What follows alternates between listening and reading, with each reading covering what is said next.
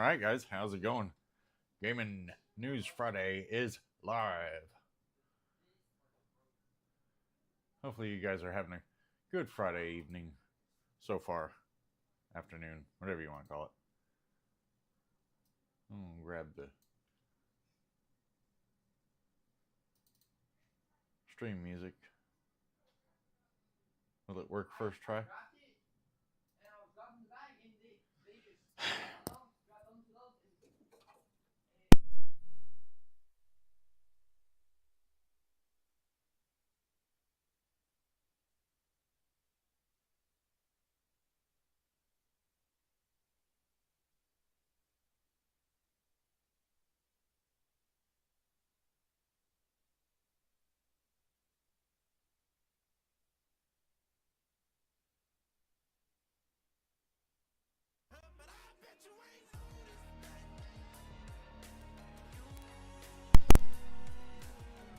Of course, it's not going to work right off the get-go, but you know.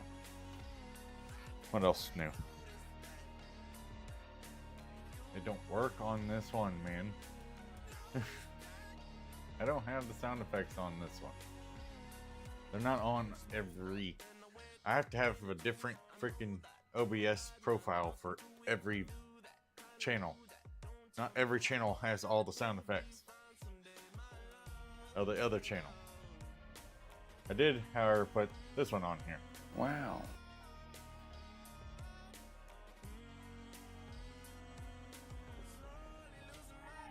I don't know if it actually works with your Twitch tokens, with it being on this one. I'm not sure. It should, but... Wow. Yeah, it does work. Sorry. I figured it might, but... since technically they were both on chatting scenes and stuff, so...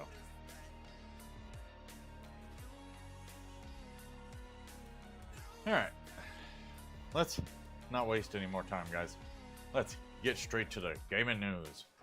And to start it off, I will give you a disclaimer before I go reading articles. While I'm reading articles, I'm on the article screen. I'm not on the actual screen where I can see your all's chat. So after I read each article, I will take a glance at chat for us to have a chit chat about said article. So please don't get upset with me if you're speaking while I'm talking and I'm not responding. I want to try to go bed at 2 p.m. Let me go live at almost 3 p.m. Hey, I had tech issues, okay? I'm still having some issues because... Go.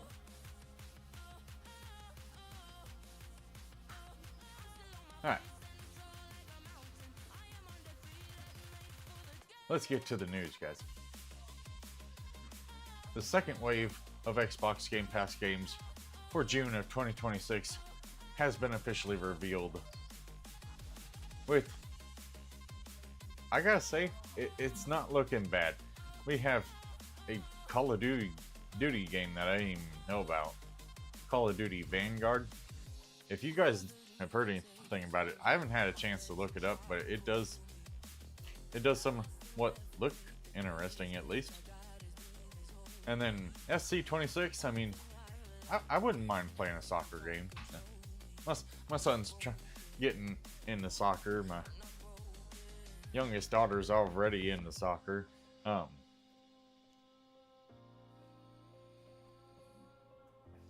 So, yeah, I wouldn't mind playing that. Just give it a try. Anyway, Abyssus, I have no idea what it's about, but the cover looks nice. Looks interesting. Are we there yet? That just sounds funny. Like, it just sounds like it'd be a funny game to play whenever you just want to relax and not have to worry about dying every 10 seconds. Then Tony Hawk's Pro Skater 3 and 4. You guys know, if you've watched my other live streams on Throwback Thursdays, we have featured Tony Hawk's Pro Skater from the Sega Dreamcast. So obviously we might feature some Pro Skater 3 and 4 at some point in time.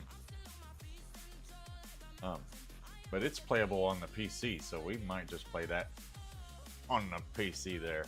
And then Winds of Arcana Ruination. I mean, sounds cool. But we'll see. Are you guys at all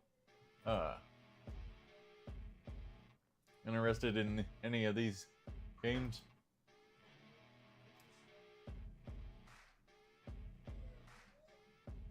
The second wave of Xbox Game Pass games for June 2026 includes 7 new titles arriving throughout the second half of June, with some releases extending into the first week of July.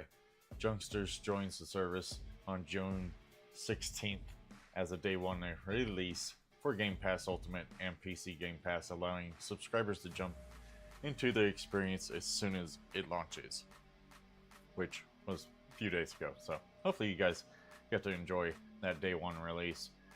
On June 17th, Call of Duty Vanguard came out on cloud gaming, Xbox Series S and X, PC, and mobile devices. Wow, it's on mobile too? Dang. Making it one of the month's most notable additions. A day later, on the 18th, subscribers gained access to EA Sports FC 26. And that's why EA and Microsoft, they're always going to be tied up in each other. Like there's a massive amount of back and forth between the two, but like they're both going to give and take to keep each other happy. Because Xbox wants all the EA games on Game Pass, and EA wants all the people on Xbox to play their games.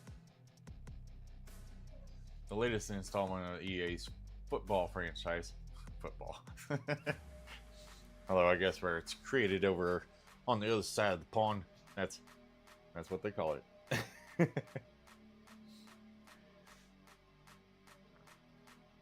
Although it makes kind of more sense to call it football than what we call football. Though Game Pass Ultimate and PC Game Pass, or through Game Pass Ultimate and PC Game Pass, then the lineup continues with Abyssus on June 25th, which is coming up here soon, followed by RV There Yet on June 30th.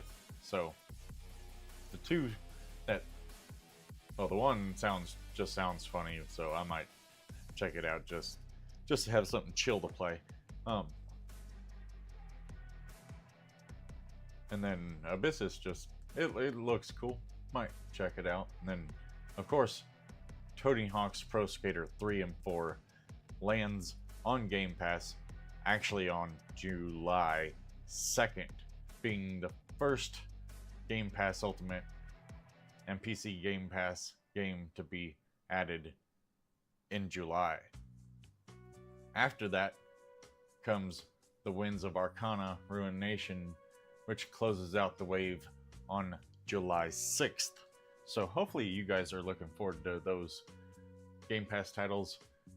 Game Pass June 2026 lineup highlights Xbox's strategy of blending major blockbuster releases with promising indie titles, giving subscribers a wide variety of experiences throughout the summer. Alongside the new arrivals, Microsoft also confirmed that several games will leave Game Pass library on June 30th, 2026. The departing titles include the popular roguelike Slay the Spire, as well as several entries from the Tomb Raider franchise, including Tomb Raider and the Rise of the Tomb Raider. Other games leaving the service include Payday 2, Ultimate Chicken Horse, Volcano Princess,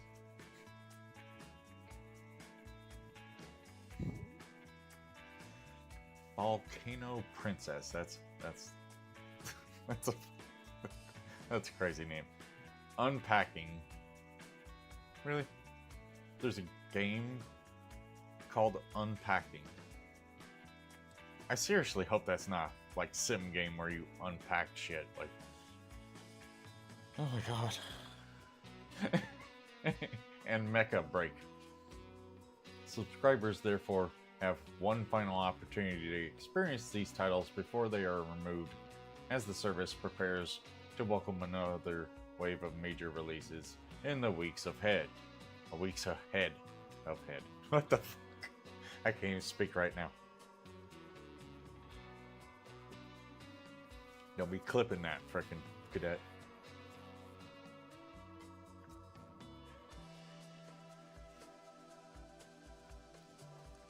Don't forget to check Gears of War E-Day PC requirements, as they have been officially revealed. Is that something that you guys would like me to tell you about live?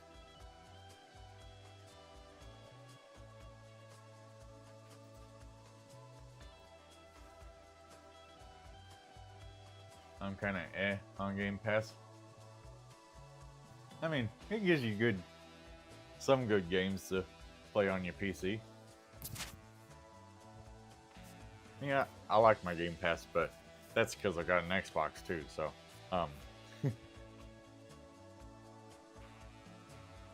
without Game Pass, my Xbox is kind of useless.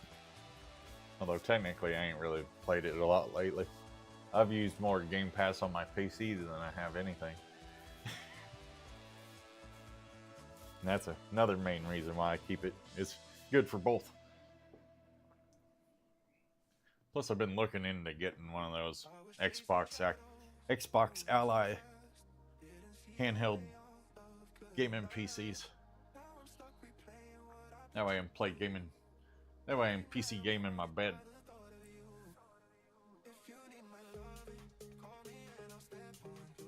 Yeah, I got the PlayStation Portal, but it's not the same. Tell us everything? Alright, let's go. Let's get back to it then. The Gears of War E-Day PC requirements, which I gotta say, I was kind of wondering that myself. Let's get into it. The Gears of War E-Day PC requirements. Hold on, let me start off at the beginning. Microsoft has officially revealed the Gears of War E-Day PC requirements ahead of the game's highly anticipated launch on October 6th, 2026. In case you were wondering, that's when it comes out. On Xbox Series S and X and PC. Of course, we know the Series S and X's versions are going to be specifically set up for their respective console. The announcement comes as excitement continues to build over the latest entry in the Gears franchise, which promises visual upgrades, improved gameplay systems, and a deeper campaign. And isn't this the one that they've kept? Gears of War is the one that they kept exclusive, isn't it? I'm pretty sure. It only says Xbox Series S and X and PC. It doesn't say anything else, so. Which is good. It's really good that they said they go back to the exclusives, because I mean, it's still gonna be a rough comeback for Xbox. But here are the minimum requirements for your PC should you choose to play Gears of War E-Day when it comes out. You are required to have at least a Windows 10 operating system. You at least have to have a Ryzen 5 2600X, Intel i7 6850K, or Intel i5 10400. Memory wise, you need at least 12 gigabytes of RAM. Doesn't state whether it has to be DDR4 or DDR5, but you need 12. Most people at least have 16 in their PCs nowadays, so that shouldn't be an issue. Graphics card wise, we have an entire list of graphics cards that are at the bottom of the list, graphics wise, to run this game. You need at least an RTX 5050 if you're going with the 50 series card. If you're not going with the 50 series card and you want to stick with Nvidia, you cannot go any lower than an RTX 2060. On the AMD side,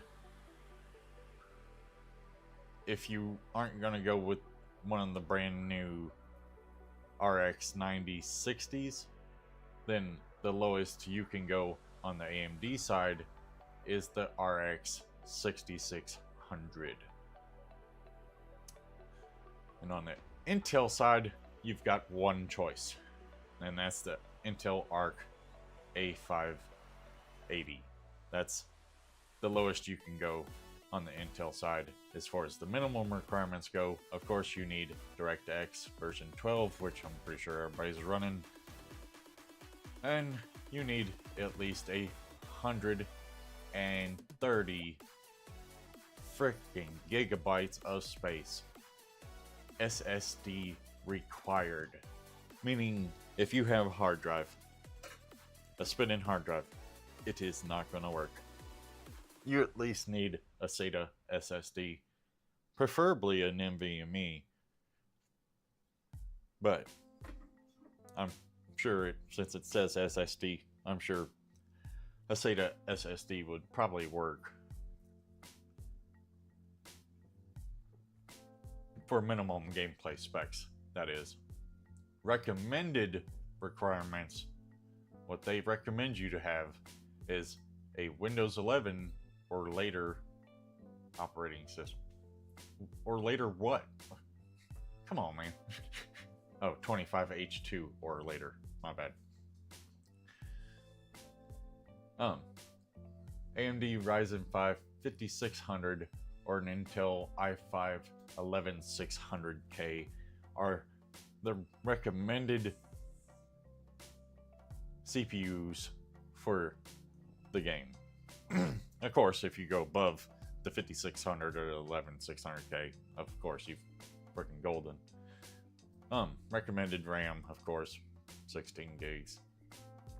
The graphics cards, when it comes to what they recommend, is a GTX or RTX 5060 or an RTX 3060 Ti on the Nvidia side. On the AMD side, it's an RX 6700 XT or one of the brand new 9060 XTs. Unfortunately, it does not state whether it's the 8 or 16 gig version of those cards. I'm assuming, since they mentioned the 5060 and the 56 or the 3060 Ti, that most of the other cards are the 8 gig versions. So I'm assuming the 9060 XT's also the 8 gig version. And then the Intel Arc B580, of course, is your only choice. Recommended choice if you're going with Intel. DirectX version 12, of course, and the same 130 gigabytes of space needed. And of course, if you have anything over that, then you're very good to go. Shit, I could run that game twice at the same time. Players who pre-order the game will receive several exclusive bonuses, including Exfil Dom character skin and Exfil weapon set. In addition, creative director Matt Cersei revealed that the campaign will be the longest in franchise history, featuring more than 14 hours of story content and a large number of collectibles than previous Gears of War titles. With the expanding campaign, upgraded visuals, and upcoming beta, Gears of War E-Day is shaping to be one of Xbox's biggest releases of 2026. So, yeah. that's what we have as far as that's concerned. I think that was it as far as the Game Pass games. Yeah, that was it as far as that's concerned. Yeah. But those are the games heading from now to July.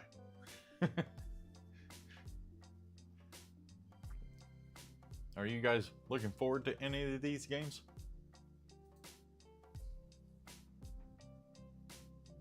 Yeah, sad day. I've never done Gears, but it seems I should. Yeah, I ain't never played a single Gears of War game. And they're all over the Game Pass, like the older ones and stuff. I still ain't never played them. This one, I don't know, I might check it out.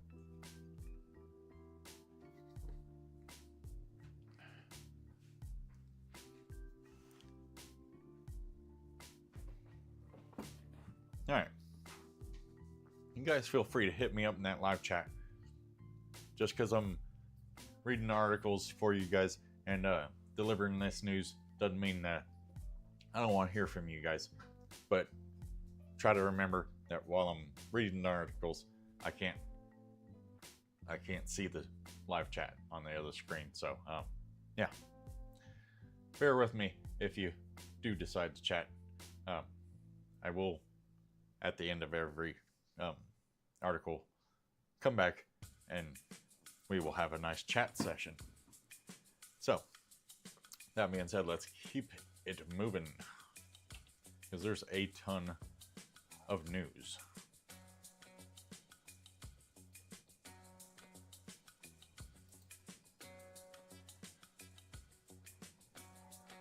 Bam. Chinese makers of DRAM modules, SSDs, have a serious advantage over American and Taiwanese suppliers. This news broke the other day when I was at work. Chinese-based manufacturers of memory modules and solid-state drives may have an unexpected advantage over their overseas peers. That advantage could be China's government guidance for domestic memory makers to ship more chips to local makers of DRAM modules, SSDs, and PCs, smartphones to support these industries, said Nelson Dewang, a senior vice president of Silicon Motion. An interview that he had with Tom's Hardware. China has domestic NAND and DRAM makers,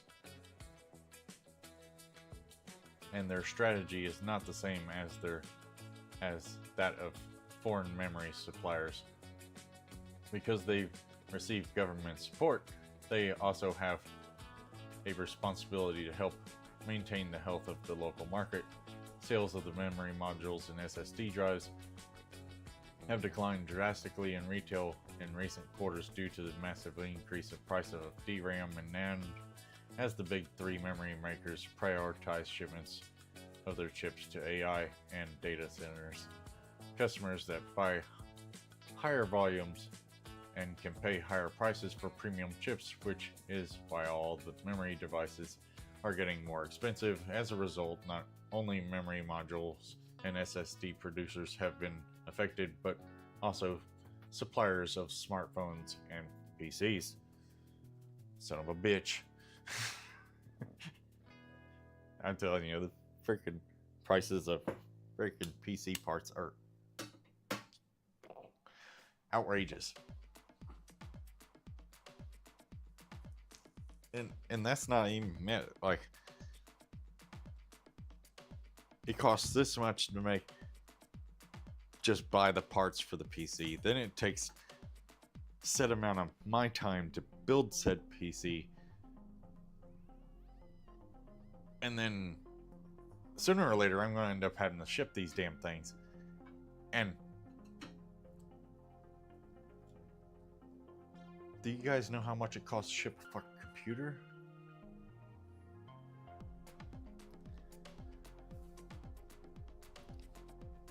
$50 minimum. Usually somewhere in between 50 and 100, depending on where it's going.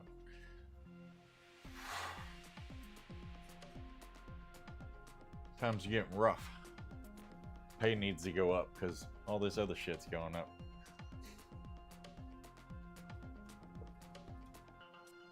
Anyway, got a little off topic there. Sorry. Where the fuck was I anyway? Oh yeah. But China-based manufacturers of DRAM and flash memory, such as CXMT and YMTC, may be obliged to support local industries, including producers of DRAM and SSD modules, as well as smartphones, PCs, by China's federal and or local governments. Foreign suppliers generally follow the highest return opportunities and can allocate most of their supply to data centers. Chinese suppliers cannot do that in the same way because the government can provide guidance and encourage them to support certain local industries. Indeed, while companies like Chengxing Memory and Yang, whatever in the hell that says, Memory, employ thousands of people and RAM and SSD modules, smartphone and PC industries employ hundreds of thousands of workers, while domestic AI and data sectors are important. Keeping the electronics industry afloat is even more crucially important for China's federal and local governments, as unemployment can hurt the country more than the lack of an AI model or service. That being said, it's not too surprising that Lenovo has already adopted memory made in China in its systems, while other multinational vendors like Acer, Dell, and HP are evaluating such chips. Furthermore, even well-known module brands like Corsair and Patriot Memory have started using Chinese DRAM chips and SSD platforms in a bid to ensure a steady supply. But is this enough to bring the prices back down a little bit? What do you guys think? That's without making sure you take the GPU out and pack it super safe. Yeah. Yeah, GPU's definitely coming out for PCs when they get shipped. Like, they're gonna get taken out bubble wrapped. They're gonna like wedge it in between two pieces of freaking Instapack. Like, it'd be in the center of the PC still, but like, it's gonna be like, if it was if I was to ship my PC case, I'd take the graphics card out, wrap it in bubble wrap, lay it flat. But before doing that, put some Instapack in there, lay it flat, put some more Instapack on the other side, and then shut the case. Let the Instapack conform around the GPU. That way it does not go nowhere. PCs will never go down in price for Doom. I was talking about the parts, not the PCs themselves. Because of the article I just read, the Chinese makers making DRAM and SSDs now, which is pumping more supply to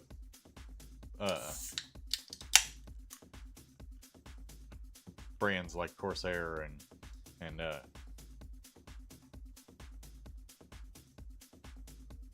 the other memory makers are starting to use the Chinese chips too. So I'm thinking maybe that'll allow the prices to come down where they were a little bit. We aren't going to use no knockoff Chinese RAM. Man, how are you going to know whether there's knockoff Chinese RAM in on your memory chips, or RAM sticks or whatnot.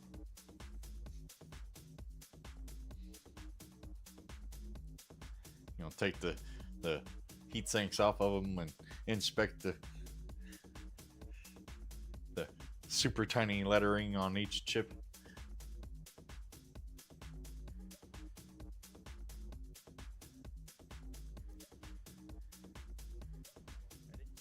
That's another thing I gotta start.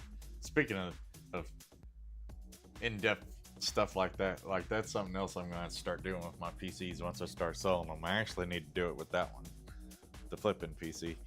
Is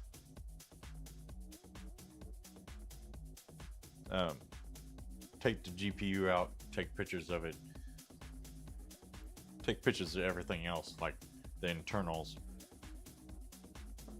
That way, if customers try to come back and say something's broken or whatnot, it helps you make sure that they didn't replace something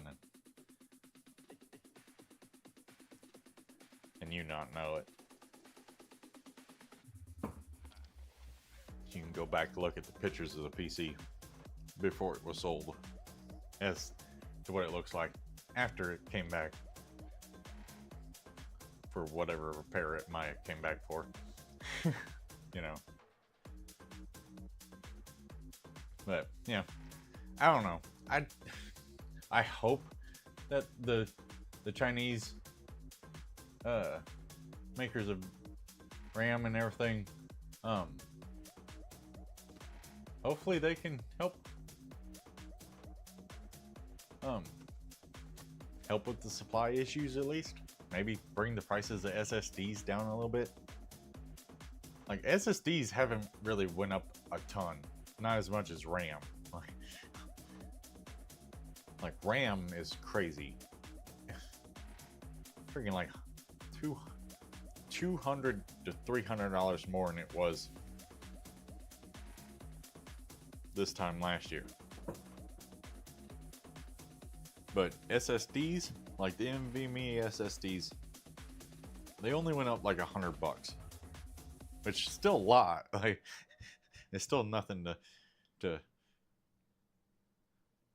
freaking throw a party about, you know. But I mean, at least it's not like $200-300. It still sucks when you're trying to get like a high volume drive. Like the high volume drives were sort of expensive before the hike, and now it's just crazy. Like the same 2 terabyte drive that I got in my PC there now is like $400 now, or $300. I think it was $300 last time I seen it, but that was only because the prices did come down a little bit.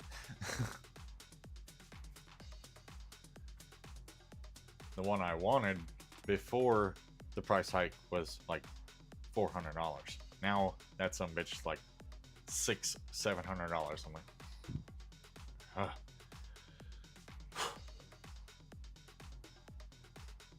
Anyway, let's move on. AMD silently removes memory encryption from the consumer Ryzen CPUs, leaving users unaware that they may be vulnerable to a security feature because of a security feature that vanished after a new AGESA firmware update. And then AMD engineers go radio silent when pressed about the change. This is why we were late starting the live stream, guys. This article right here, I had to get a short out about this article just because of the fact that you guys are vulnerable to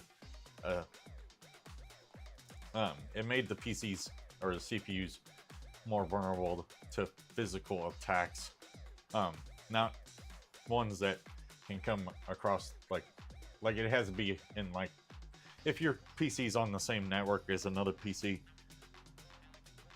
that's the kind of physical attack that it's talking about. It has to be on the same network. But, you know, I had to get a short out about it because of how important it was. Yeah. But let's dive into it now, because I want you guys to hear about it live as well. If you're watching anyway. According to a report by Ars Technica, AMD has quietly stripped a critical security feature from its lower-end CPUs, leaving users unaware of their potentially vulnerable to physical attacks. Following a months-long investigation tracked on GitHub, Ken Gilpatrick confirmed that the transparent secure memory encryption (TSME) feature, which protects CPUs against physical exploits that silicon data from connected memory chips, was suddenly no longer available on AMD CPUs outside of the company's Pro series lineup. As an exhaustive inquiry, which involved conversations with AMD engineers, board vendors, and other CPU users, was not coming to a head, a AMD engineer abruptly cut discussions short, stating, "My apologies, but I don't have any more information to share on this topic." As of this report, AMD has neither officially acknowledged nor explained the disappearance of this security feature. TSME is a protection feature that encrypts the data stored in your memory, making it unusable for physical attackers. AMD initially added this feature to the high-end chips, but then it later became a given as it was added to all the AMD CPUs.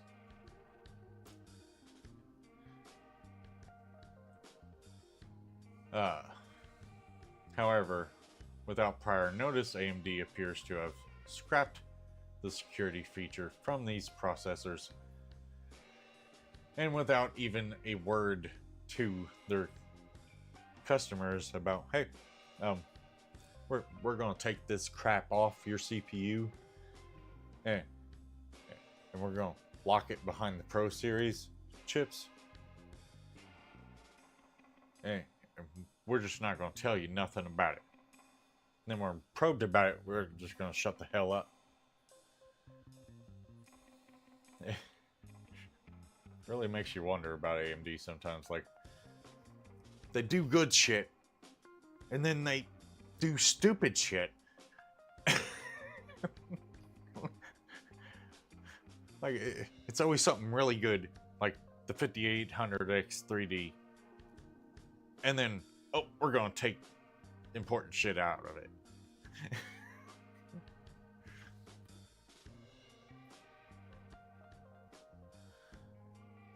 I mean, don't get me wrong, Nvidia has their crap too, but come on, man.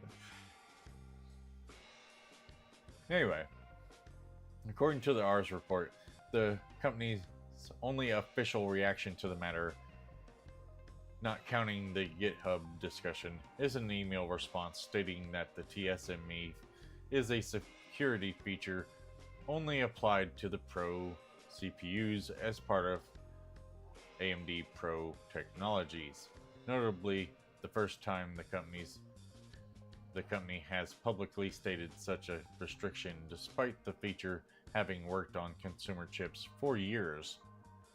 It wasn't just a new feature that they just came out with and just decided to, "Oh, did you guys enjoy that feature?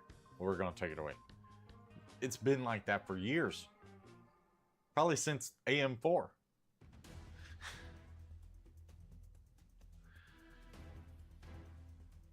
Anyway,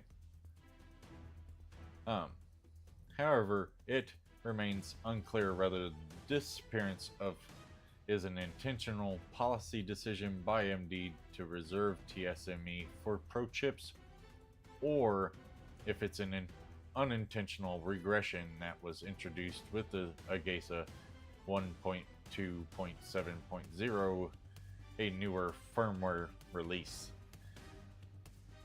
So I'm assuming as long as you don't upgrade I'm guessing as long as you don't update your BIOS, you might not get that firmware update, which may still allow you to use said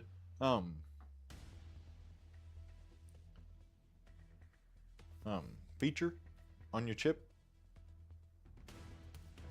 I'd assume anyway. I mean, as long as you don't get that IGESA update, you should be able to still run the chip, and it should still have that feature enabled. If it was something that was taken away with that firmware release, which is what this article stated. Which is why I wanted to make sure I came out with it, because this was just reported on yesterday, pretty sure. That was 2 days ago. I just got notice of it yesterday while I was at work, though.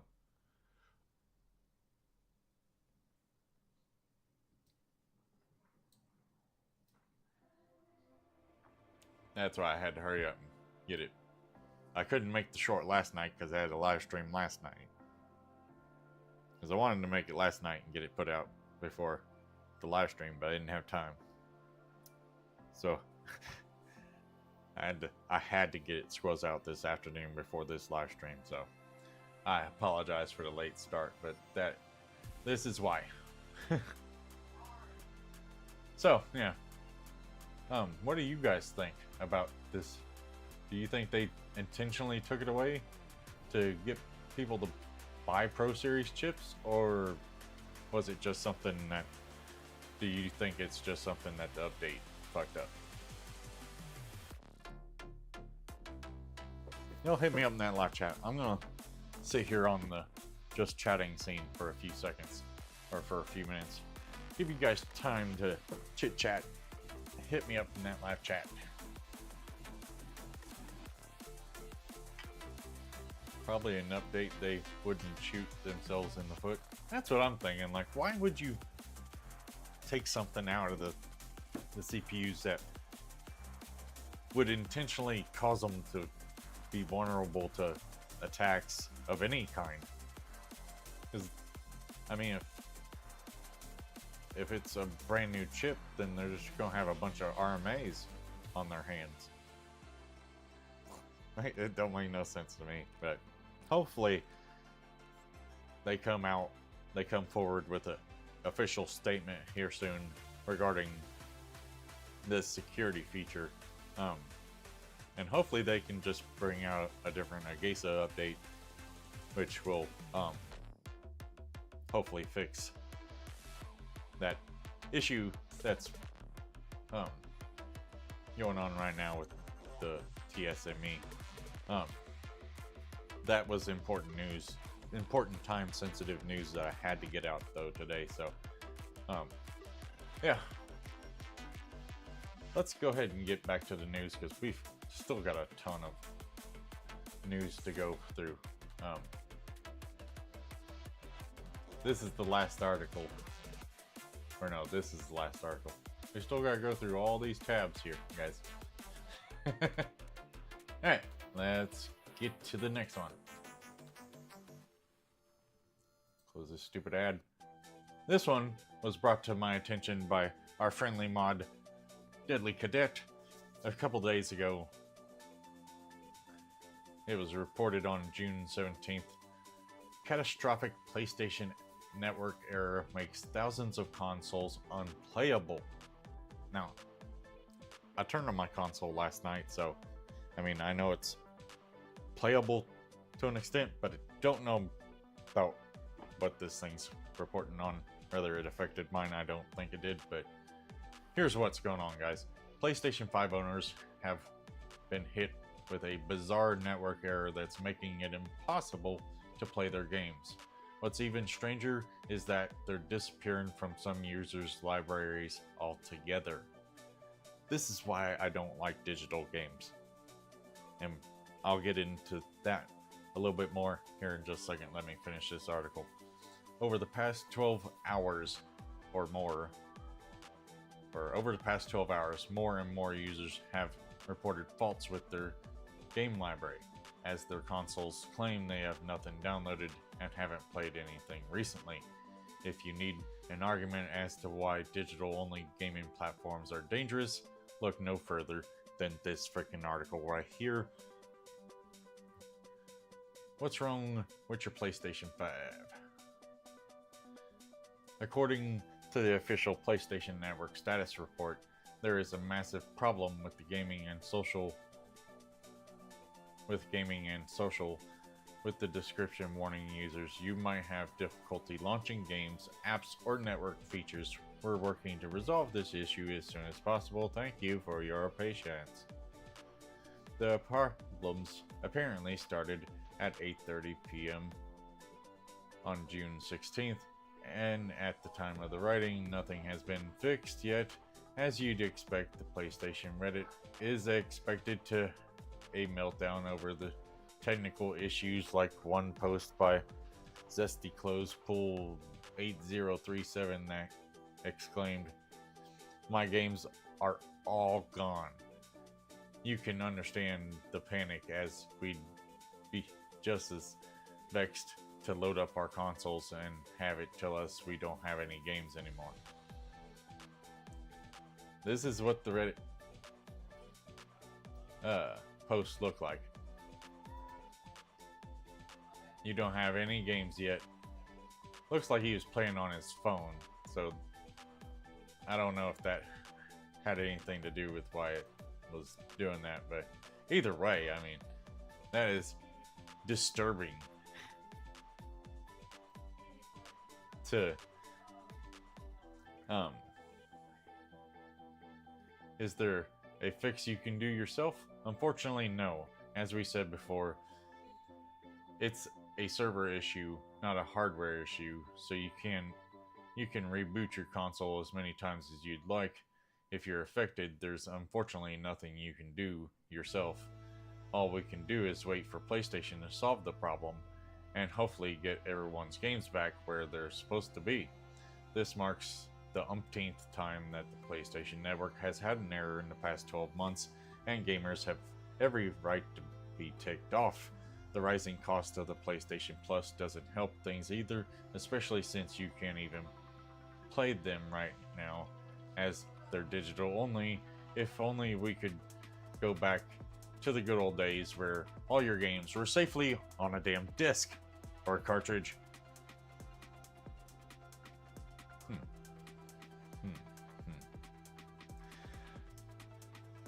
You could just pop them in your console, play worry-free, no internet, no server required, nothing, none of that dumb crap, no updates. Stay tuned for more updates on this upcoming PlayStation catastrophe. Fucking learn how to read and speak here in a minute. Hopefully the company throws affected users a gift card as a way of compensation. I doubt that. They might give us a month of PlayStation Plus for free. But a gift card, I doubt that. The most I could see them doing to make up for this would be like to give us a handful of free games. But even that, like, it probably wouldn't be real good ones. Probably be a handful of indie games. Alright, what do you guys think about that PlayStation error? Have any of you guys been affected by that? I didn't look on my... Well, I powered my PlayStation 5 on last night to play the Metal Gear for Throwback Thursday, but like, I didn't go into the digital games to see if all my games... I didn't go into my library to see if all my games were still there, right? But, yeah. That's why digital platforms suck. Digital games suck. Like, is it convenient to buy your game and instantly download it and play it without having to go to the fucking store? Yes. But this shit happens. The PlayStation Network goes down. You can't play your games. You lose internet. You can't play your games. anything that stops you from connecting to from your computer or your PlayStation to the PlayStation Network, anything that disrupts that, and you can't play your game. You could be in the middle of playing your game, and all of a sudden they cut you off. No more game. So, yeah, I don't know. I like the thought of digital games, and I like it when they work. And if they made it to where it worked all the time and never went down, that'd be great. Do I foresee that ever happening? I don't know. I mean, Xbox does pretty good with their Game Pass. That's one thing I gotta give Xbox credit for. Is, yes, they've had problems with their shit too, but not as much as PlayStation. Like, they haven't had problems with Game Pass as much as PlayStation's had problems with that fucking PlayStation Network. So, yeah. My PS5 hasn't been turned on in over a year. Damn. You turn that damn thing on, man. Shit. At least take it outside, give it a blow.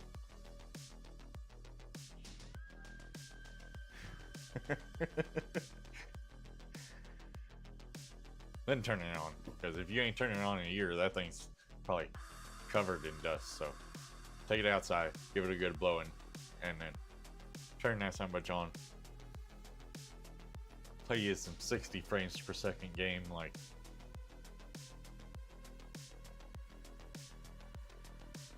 I don't know. Play some Final Fantasy or something. I probably won't turn it on until GTA 6. Yeah. That's a good reason to turn it on. Don't forget to clean that thing before you play GTA 6 on it. You blow the damn thing up.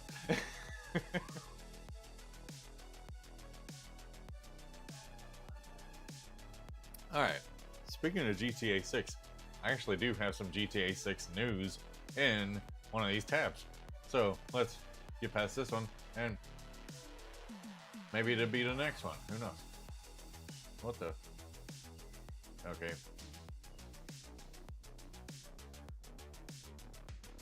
There it is. Well, it's not GTA 6 news. This is the GTA 5 news first. Rockstar dishes out free GTA 5 current gen upgrades for those users that are still on the PS4 and Xbox One versions of the game. If you own a digital copy of Grand Theft Auto 5 on the Xbox One or the PS4, you are entitled to a free upgrade to the PS5 or Xbox Series S or X version, depending on which console you have. You're eligible for this free upgrade to the current gen consoles version starting on June 18th, which was a few days ago. Well, it was yesterday actually. So yeah, as of yesterday, you guys are eligible for a free upgrade if you're on the PlayStation 4 or the Xbox One. Get you that upgrade. It's not a killer upgrade, but it does give you some visual, some that updated visuals. It's not a massive visual upgrade, but it's a little something. At least get you playing it a little bit. That's their thought, is to get you guys playing GTA 5 as much as possible. That way they can shove all the GTA 6 ads in front of your face to get you to pre-order it and everything as we get closer to its November launch. Currently, GTA 5 costs $40 on current gen platforms, so this is a good steal for you guys that have the PS4 and Xbox One. So if you guys are still rocking those old versions, but you have a PS5 or an Xbox Series S or X, and you haven't felt like dishing out another $40 to Rockstar, well, now you can get that $40 current gen version of the game for free, and then you can play it. And the current gen versions of GTA 5 have been made available since March 2022, and whilst isn't a wildly dramatic leap from last gen, it does provide a much smoother experience thanks to things like 60 frames per second, which is one of the main things you get with the upgraded version. So yeah, don't sleep on your FPS. Get you that upgrade. Are any of you guys rocking the PS4 or Xbox Series 1 versions of the game? If you are, let me know in that live chat. I'm going to shoot on to the next one because I'm pretty sure the next one is the GTA 6 news. So let's get off GTA 5, and no, it's AMD news. AMD Tech reduces game load times by 95%. Big news for AMD. That's what I'm saying, you guys. Like, AMD does good shit, then they freaking just do something completely stupid just to fuck themselves up sometimes, I think. And then they come back with some more really good shit. AMD reduces game load times by 95%. AMD and Microsoft have teamed up to bring advanced shader delivery across more gaming devices, which can cut load times and stuttering by up to 95%. In a growing list of supported games, advanced shader delivery is now supported on AMD graphics cards released in 2019 or later. Although AMD has consistently lagged behind its chief competitor in the gaming GPU market, Nvidia, that has not stopped the tech giant from making an impact in the gaming industry. Earlier this year, AMD reported its largest financial quarter in the company's history, with a reported 38% year-on-year growth in revenue. In Q1 of 2026, AMD's growth was fueled by demand for AI infrastructure, given that AMD processors will be used in the upcoming PS6 and Xbox projects. Helix consoles. AMD's gaining reach continues to grow. Some PC games now load faster, featuring an AMD graphics card. Thank you, AMD, for the 9070 XT. If you guys could just get the fucking drivers right. I don't know, maybe it's I'm starting to think it might be a registry error or something, because it's changed little by little, the problem with it. Like, first it was just like uninstalling itself or some shit. Now, and then I would have to uninstall it and reinstall it. I did DDU, reinstalled it. Now the screen just goes black, and I had to reset the computer. But then when I reset the computer, everything's fine.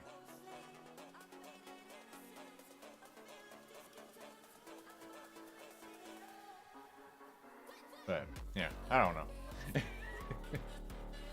It's been weird. But to be honest, my poor SSD's been in long time need for a formatting, so I might end up throwing everything. I gotta get my server PC hard drive actually open to the network. That way I can transfer everything that's on that hard drive to the backup, format it, and then I can just bring everything back. But back to this article anyway. I'm rambling on about my own shit.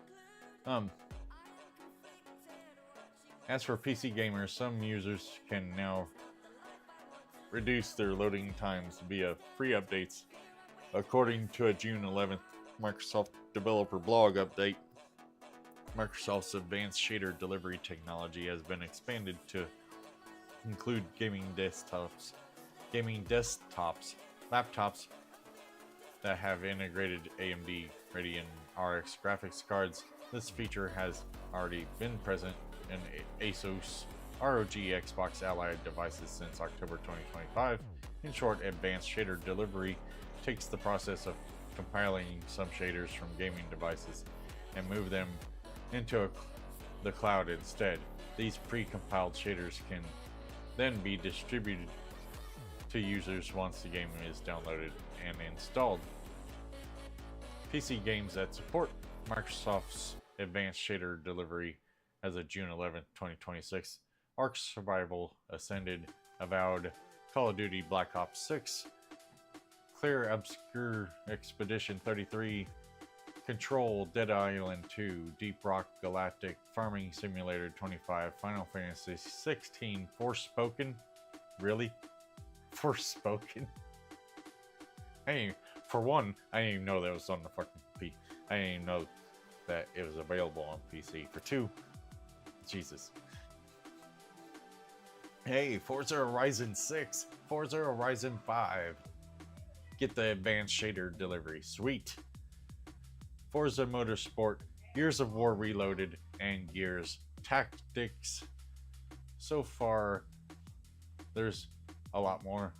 With Grand Theft Auto 5 Enhanced, Grounded 2, Hogwarts Legacy, Keeper, Liza P, Metro Exodus, Microsoft Flight Simulator 2024, Monster Hunter Rise, Ninja Gaiden 4, Persona 3 Reloaded, Resident Evil 2, Resident Evil 3, Stalker 2, Heart of Chernobyl, Starfield, Sea of Thieves, Silent Hill F, Sniper Elite, South of Midnight, The Callisto Protocol, The Elder Scrolls 4 Oblivion Remastered, Outer Worlds 2. By doing so, this can cut the load times by 95% and reduce shader stutter in the process. Microsoft stated that the load times on Forza Horizon 6 were reduced from 1.5 minutes down to around 4 seconds with advanced shader delivery. Microsoft stated that its Forza Horizon 6 test was conducted on a PC with a Ryzen 7 5800 CPU and a Radeon RX 7600 GPU, neither of which is considered a current gen product. As of this writing, advanced shader delivery is available on 36 titles via the Xbox PC app, including graphically intense titles such as Final Fantasy 16, Starfield, Outer Worlds 2. This list will change as more developers work with advanced shader delivery to ensure their games' shaders are pre-compiled by Microsoft's cloud servers. I actually miss Starfield. I might go back and put that in my PC and go back to playing it. I actually was craving some Starfield the other night. Would you guys be interested in watching Starfield? Like, I thought about putting it on Sippin' Saturday a few times, but I don't know. Like, the story's kind of hard to get into sometimes, depending on where you're at in the story and stuff. There's so many actual ways you can go that I don't know. It's kind of something I've been wanting to play again here recently. The system's requirements for advanced shader delivery state that the users must have Windows 11 24H2 or newer, along with the Xbox gaming services to version 37 or higher, AMD Adrenalin version 26 or later, and AMD graphics cards with RDNA 1 architecture or newer. In short, an AMD Radeon RX 5000 series card are the bare minimum GPUs needed to support the Microsoft Advanced Shader technology. However, a newer GPU like the 9070 XT is still recommended for playing games in higher frame rates. and for taking advantage of features like ray tracing and supported titles. That's because AMD really made strides to get real close to Nvidia when they came out with the 9000 series GPUs. Prior years they were really slacking in the ray tracing, path tracing department. They really upgraded those departments when they came out with the 9000 series GPUs. Yeah, granted, this 9070 XT is not going to compete with that gorgeous 5090, but it beats the 5070 Ti sometimes. And even in some titles, it even comes neck to neck with the 5080 sometimes. So, not very often. I mean, the 5080 is still an objectively better card than the 9070 XT, but there are some games where they do tend to get pretty close to one another. Xbox Game Pass just confirmed 2 more Day 1 games for July 2026, which I think we might have talked about this already. I'm not sure. Let me get into this. Xbox Game Pass has 2 more confirmed Day 1 releases for July 2026, including Open World Sandbox, The Planet Crafter. Okay, no, we didn't. These are new ones. The newly announced arrivals mark the 6th and 7th title that is now guaranteed to join the Xbox Game Pass next month. The Wave 2 Xbox Game Pass lineup for June 2026, we already talked about, which had the wins of Arcana and Tony Hawk's Pro Skater 3 and 4 and stuff making its way on July 2nd. And then after originally debuting on higher tiers following the announcement, Microsoft has now confirmed 2 more titles poised to expand its content catalog in July 2026. Fog Piercer joins Xbox Game Pass on July 17th, according to a trailer shared by the Xbox official YouTube channel on June 18th. An upcoming indie title called Fog Piercer will join Xbox Game Pass on July 17th. Made by Slovakia-based Mad Cookie Studio, what the fuck, and published by Strategy Gen. Jesus, there's way too much shit. Too many fucking. Fog Piercer is a deck building roguelike that tasks players with decking out their very own train, then surviving dangerous missions by participating in grid-based tactical combat. Planet Crafter lands on Xbox Game Pass 4 days later. Yeah. Looks like we're going to get quite a few games already announced for July. So, what do you guys think about that? Let me see what you guys are chatting about. All right.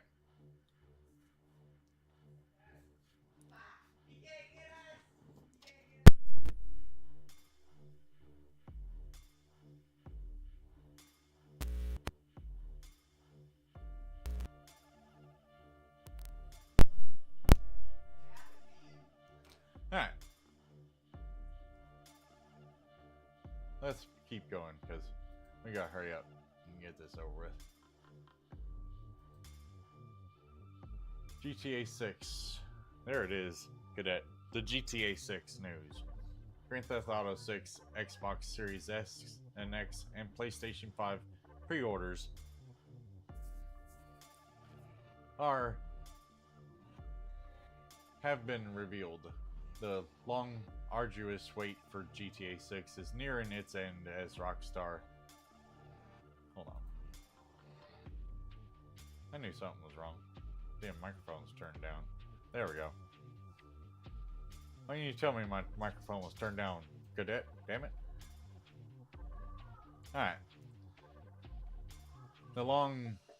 Starting on June 25th, 2026, players can pre-order GTA 6 from the digital storefronts of the Xbox Series S and X and PlayStation 5, as well as select retailers. There's no doubt that fans will be eager to put their money down on a copy of Grand Theft Auto 6, aiming to be the most ambitious entry so far. It'll feature a gigantic open world map where players can explore the Floridian-inspired state of Leonida, the return of the fan-favorite locale Vice City, some of the most detailed graphics in gaming, and thrilled crime drama filled with tragedy, intrigue, and the usual hilarious satire of the American culture, internet trends, and more. Pre-orders for Grand Theft Auto 6 will officially begin on June 25th. Again, pre-orders for Grand Theft Auto 6 will officially begin on June 25th. On digital storefronts and at select retailers. Check out the official cover art. You can go to look up this article. The link's there. Let's go ahead and check it out, shall we?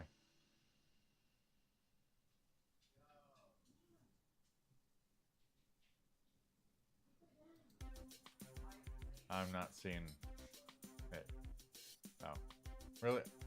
Do I gotta wait for fucking video? Okay, I ain't got all that. Okay, never mind. We ain't got time for all that. Xbox is reportedly closing award-winning South of Midnight studio Compulsion Games just days after signaling that large-scale layoffs at Xbox are imminent. As part of its ongoing overhaul, Microsoft's gaming division is reportedly planning to shut down Compulsion Games, the award-winning studio behind South of Midnight and We Happy Few. Neither Xbox or Compulsion Games have yet made an official statement regarding the studio's closure or associated layoffs, but multiple Compulsion Game employees have posted on LinkedIn and other social media platforms that they are looking for work. Based in Montreal, Canada, Compulsion was founded in 2009 and released its first game, Contrast, in 2013. We Happy Few followed in 2018, with the most recent release, South of Midnight, launched in 2025 to an impressive critical reception. We scored it 83 in our review, saying it's poignant tale of hope and sorrow tailored to deep South mythos, keeps its head raised high, and it won the Games for Impact Award in the 2025 Game Awards Best New Intellectual Property at the BAFTAs and Peabody Award for Interactive Media. Xbox CEO Asha Sharma has warned recently of major changes coming to Xbox, including a refocus of resources on its major franchises. A Bloomberg report last week said major layoffs were coming as part of that overhaul, and numbers that all but guarantee at least one studio closure. Sharma came close to confirming that in a message shared with Xbox employees. We expanded our studio system when we needed a pipeline of content to meet multiple strategies across subscription, streaming, and devices. In process, we have found ourselves overextended, and as we executed on changing strategies in a landscape of more readily available content. Compulsion reported closure comes just months after Xbox new bosses bragged about the studio's achievements in April. So, yeah. Sad to see people losing their jobs and see such a promising studio closed. Like, makes you wonder why they decided on that one. out of all the studios. Oh, and that's it, I think. Yeah, that's it. All right. How about them apples?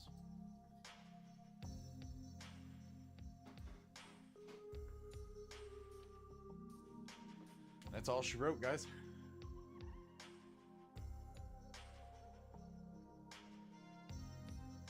Oh, sorry.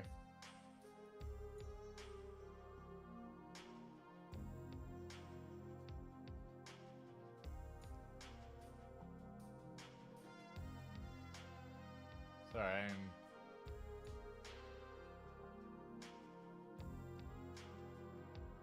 you heard it fine? Sorry.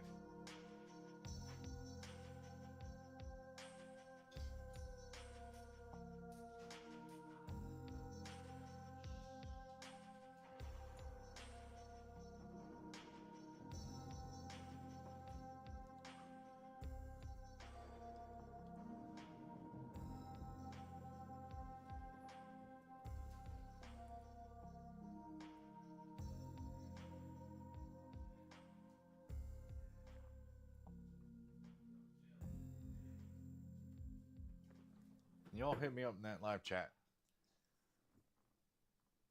Sorry, I've been busy reading articles of. Didn't even see that one guy chatting.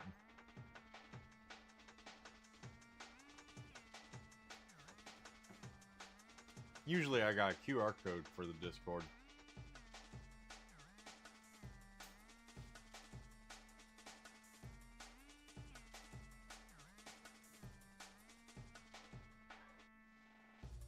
You ready for a nap? Alright, cadet. You go ahead and take your nap. The gaming news live stream's over with. I appreciate you guys so much for hanging out and chilling. Hopefully you guys found this live stream good and informational. Hopefully it helped you out. You guys don't forget about that AMD news. Stay away from some BIOS updates for now until we hear back from AMD about what's going on with this Agesa update and the security feature that it messed with. We got some advanced shader technology for AMD graphics cards. We got GTA 6 finally pre-orders available on June 25th, so don't miss that out. Don't miss out on that. Get your pre-orders in, because those games are going to fly off the damn shelf. I doubt you're going to find any on release day. They're probably going to be gone as soon as they get released. At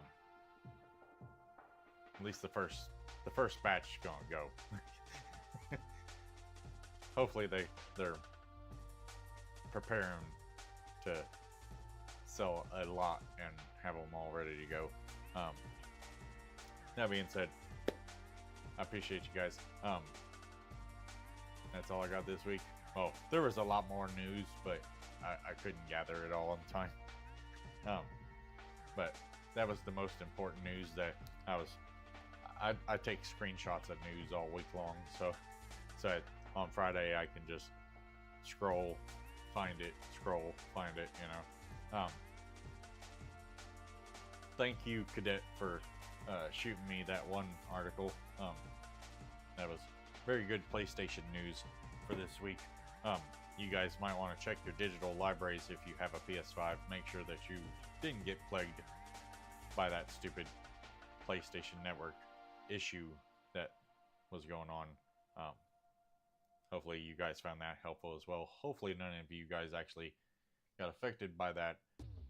That being said, I'm going to get off here. Thank you guys so much for watching.